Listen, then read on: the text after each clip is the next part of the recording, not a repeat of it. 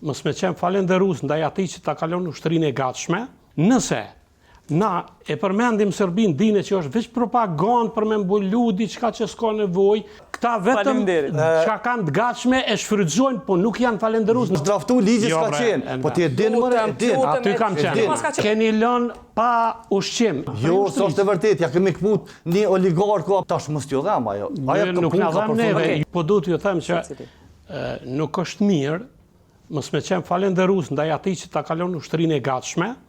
Edhe ti e ke pas për detyrë vetëm me menaxhu, se s'ke pas detyrë tjetër për shkak se në rishikimin në sektorin e sigurisë janë të para me elemente të cilat duhet modernizohet kjo ushtri. E dyta, në rast të paraqitjes së rrezikut normal që ngritet edhe pesha e institucioneve për t'i aloku mjetet në sektorin e sigurisë, krejt prej rrethonave që ndodhin.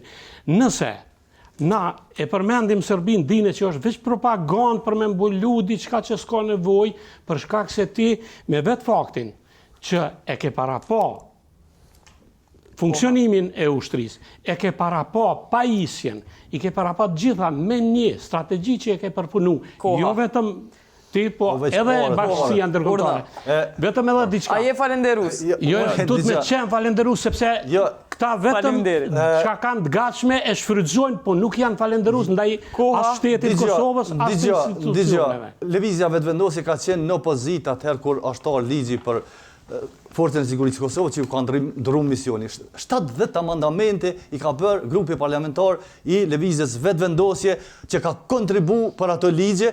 Dhe një amandament që ka qenë tepër krucial e ka fut në ligj mbrojtjen e sovranitetit dhe integritetit territorial. Domethënë puna në ushtrinë me vëmendje para po. Domethënë kur është draftu ligji s'ka qenë. Po ti e din më din. Aty kam qenë. Pas ka qenë misioni. E din. Po do të thonë. Cili është misioni i ushtrisë? Në rregull, tash. Ti duhet me ditë elementet e vendosur. Cili është misioni i ushtrisë? Është për mbrojtje të integritetit dhe sovranitetit të Zoti Sufi, ti po përmend është dosht kjo para po, është para I kemi bon, jo i kemi para po, i kemi bon. Është dosht më përcjell me buxhet. E keni lënë ushtarin pa pajisje.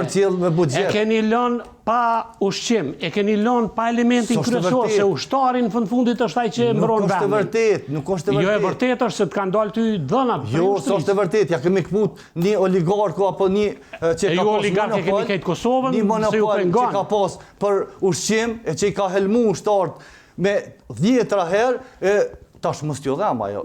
Nuk na dham neve, ju dham juve që nuk jeni falenderues që dikush ja ka lënë ushtrinë e gatshme e ju bijat ushtrinë.